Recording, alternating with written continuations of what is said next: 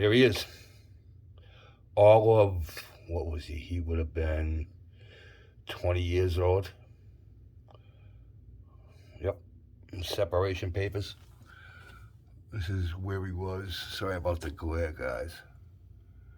What he did, where he got out, what he got from medals, how he got wounded, where he got wounded. And then there's his honorable discharge. And if you'll notice, it's from the 1596th Army Air Force Base Unit. Now keep that in mind.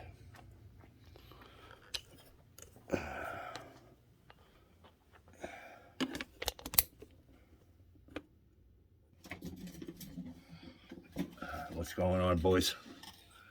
Girls, how's everybody? This is not about modeling. So if you don't want to watch, turn it off now.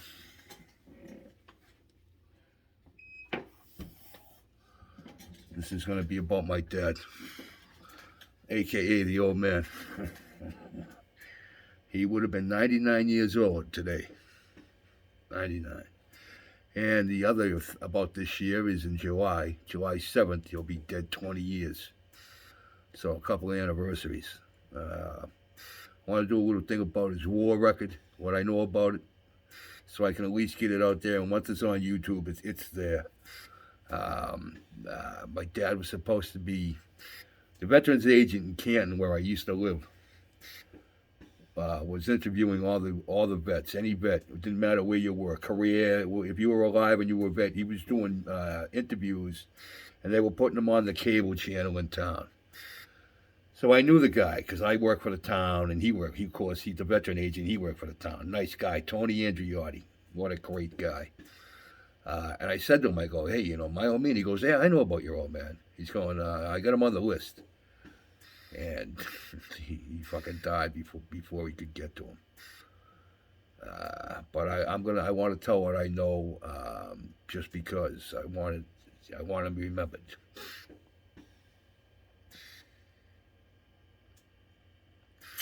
So, first thing I thought, happy birthday, Dad.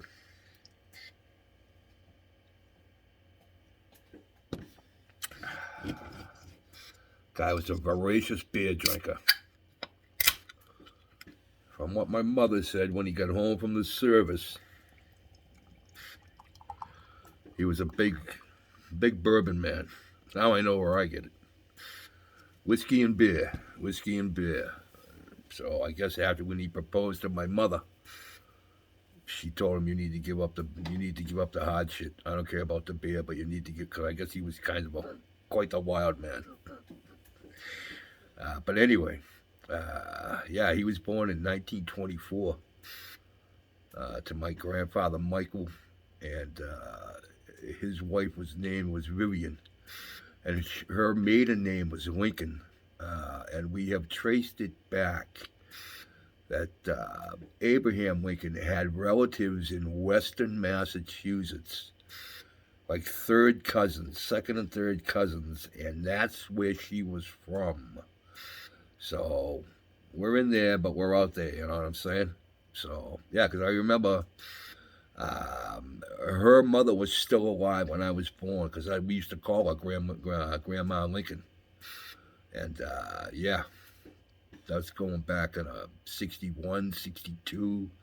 I don't think she lived much past that, 63, 64. It's amazing I can remember back that far. I can really remember her, and yeah. My father's dad died about 6 months after I was born. There's one picture with me sitting on his lap when I was like 2 or 3 months old. And then he died when I was about 6 months. He had cancer. Yeah, but anyway, they own a trucking company. Matter of fact, that was the company right there. These are some letters my dad got and wrote when he was in the service. This is the notification about him getting wounded, and it's a letter home from him. But yeah, anyway, You know, Pearl Harbor happened in 41. He was thinking 41. He would have been, what, 17? So, yeah, when 42 came, I actually have. This is his original draft card from 1942. Yeah, I still got it. I got that, and I have. This is when he got out. This is what they gave you when you got discharged. So, but anyway, yeah, went into the army. Went into the army. I don't think he got drafted. I think he went in. You know what I mean? He just went in. Ended up in the 84th Infantry, Rail Splitters, they were called. I got a big book upstairs all about it. Um, yeah. And he ended up going into combat. So I'm going to read you. I want to read you. I looked up all his shit and what he did when he went in and all and his kind of like his service record. So this is what we have. Okay. This is Charles E. McCarthy Sr., who was born 17th of January 1924, and he died 7th of July 2003. He's a World War II war record. His induction date was 16th of April 1943, and he attained the rank of corporal in the U.S. Army. 84th Infantry, 333rd Regiment, Company M, also known as the Rail Splitters. That's what the 84th Infantry was known as, was Rail Splitters. He departed for Europe on the 20th of September, 1944, and arrived there on October 1st, 1944, fought in the following three campaigns. He was in the Ardennes, Alsace, the Rhineland, and Central Europe. He got wounded at Sugerath, Germany, on November 21st, November 1944. So he wasn't there very long before he got wounded. And my old man got taken out by a German, a round from a German 88. He said they were walking through like a village, and he said all of a sudden, he goes, they just started pounding. And I looked up the German 88 at the time because I was what, in my probably 30s when I dragged it out of him. And I looked up the German 88, one of the best artillery guns period ever made.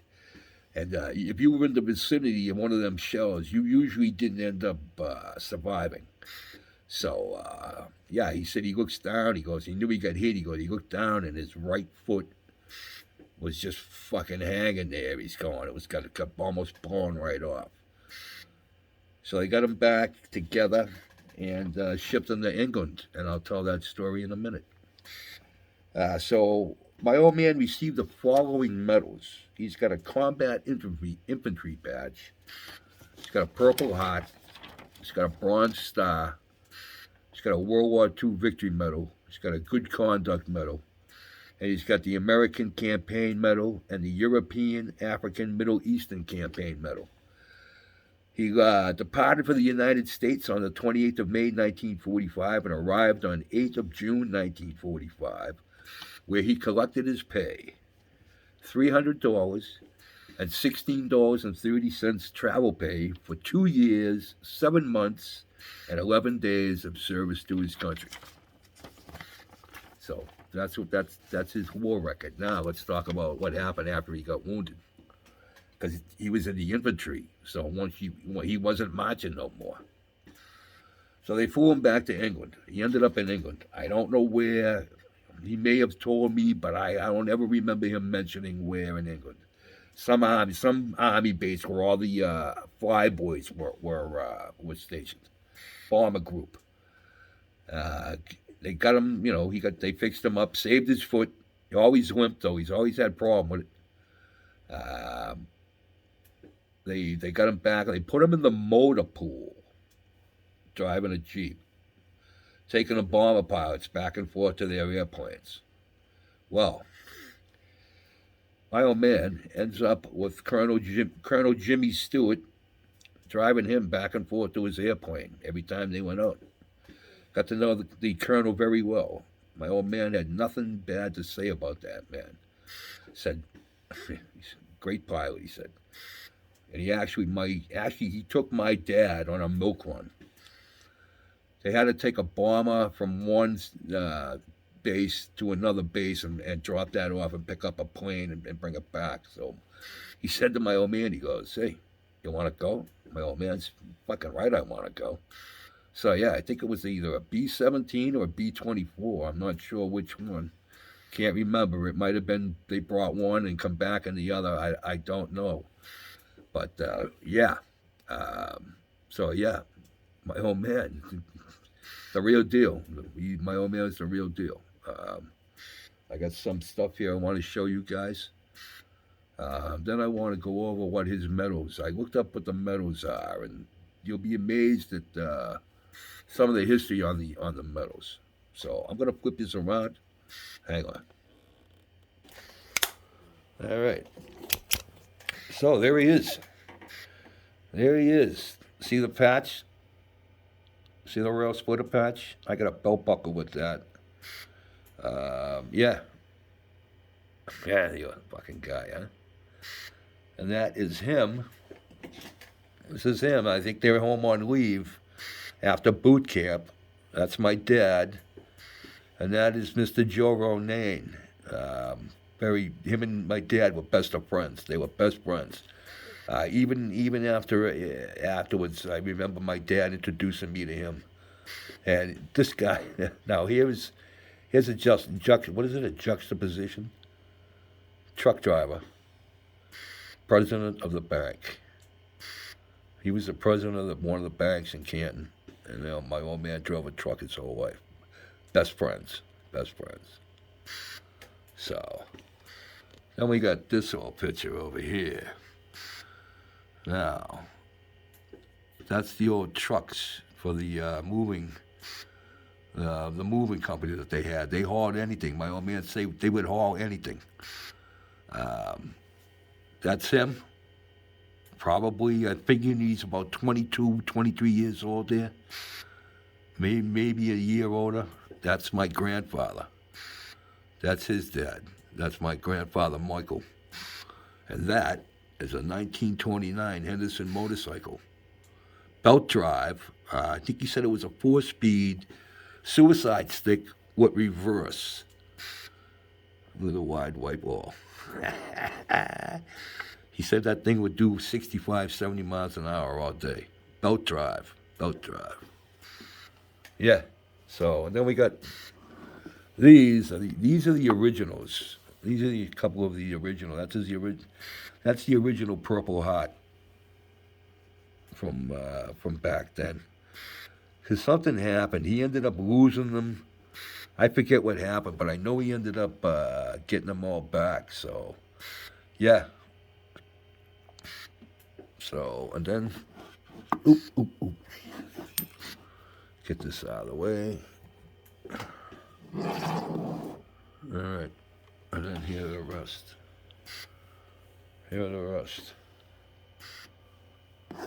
So let me see if I can point out what's what. Of course, the Bronze Star, Combat Infantry Badge, Purple Heart, American Campaign Medal, the European, African, Middle Eastern Campaign Medal, Good Conduct Medal. And this up here, my father was the commander of the VFW in Canton. That 100% meant that every vet that lived in the town was a member of the VFW. He got 100%. Not many guys did that. Yeah, he was commander for a few years. It wasn't just those. He was commander for a couple of years. But yeah, that's the big one. All right. That's the most important medal in this case. This is bigger than that, to me anyway. That means my old man was in combat. That means my old man seen the elephant, as they used to say in the Civil War. All right? My old man was the real deal, man. My old man was my hero. I didn't have no baseball players or friggin' actors or any of that shit. My old man was my hero. He was a tough motherfucker, dude. I'll tell you, he was a tough motherfucker.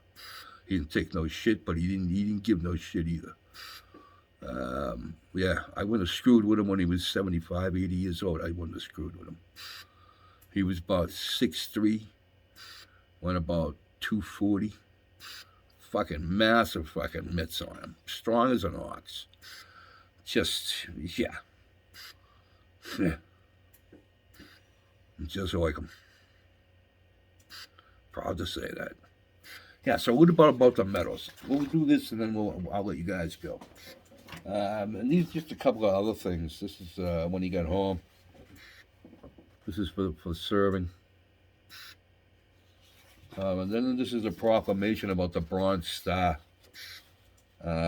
This actually came down from President Kennedy. Anybody who that was in ground combat against the armed enemy during World War II in the European, African, Middle Eastern theater of operation was awarded a Bronze Star. So that's where my old man got his Bronze Star from. And any of those guys that were over there, they all deserve one as far as I'm concerned. All right, so I just thought these are the medals. I looked them up. I was curious, you know. So the World War II Victory Medal. All military personnel received the medal for service between December 7th, 41 and December 31st, 1946. The Good Conduct Medal. The eagle with its wings outspread signifies vigilance and superiority.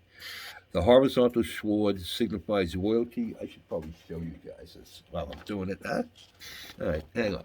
We'll flip this around again. All right. So the World War II Victory Medal. That is right there. So that everybody got that. If you served in World War II, you got any from Pearl Harbor Day to the 1946. You got one of those. The Good Conduct Medal.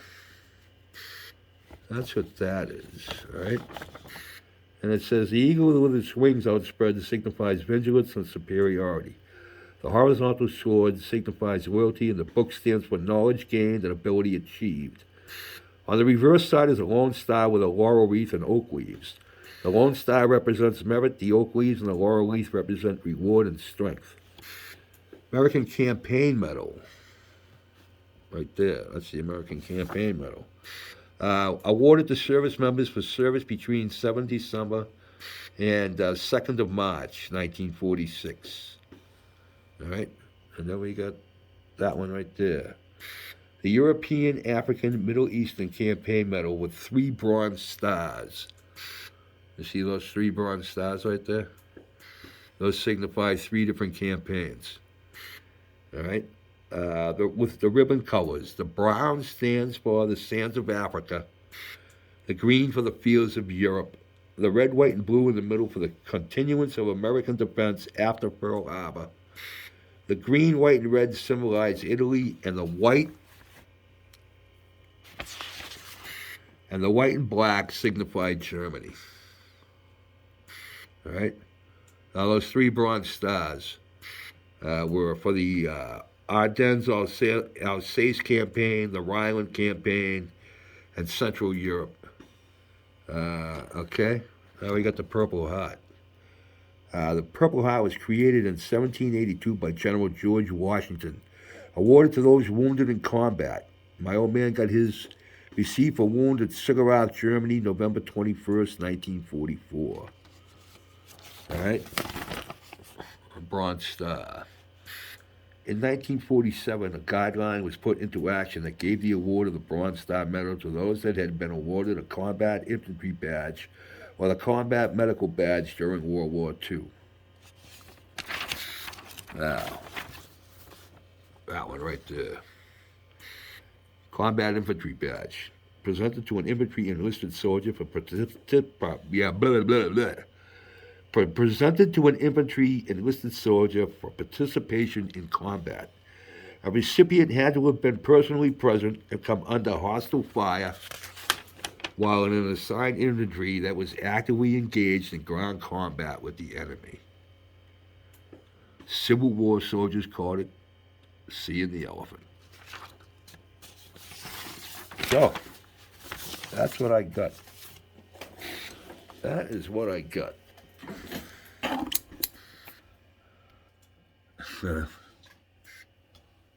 Quite the story. Quite the story, man. I had a lot more questions for him. Never got the opportunity to ask him. I was away camping when I got the phone call from my mother. And as soon as I picked up that phone and heard her voice, I knew what was wrong. I said, "He's gone, isn't he?" And she couldn't even tell me. I said, "All right, I'll be right home." Thank God I wasn't far away. Thank God I wasn't far away. I was about a half hour, 40 minutes away from home. So I jumped because we were camping, me, my girlfriend, and her two kids. So I said, "My dad just died. I got to go." So I ran home, did what I had to do, talked to my mom. They had already taken him out of the house. He had a major heart attack. He always had heart problems. But my brother Matt found him upstairs. They said he was dead before he hit the floor, so I hope I go the same way. I miss him every.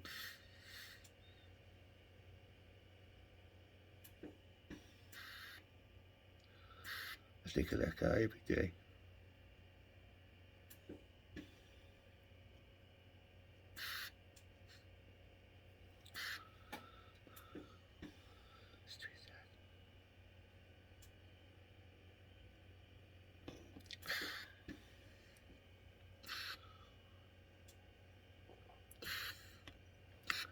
If you lasted this long, thanks for listening. I appreciate it. So, thank you.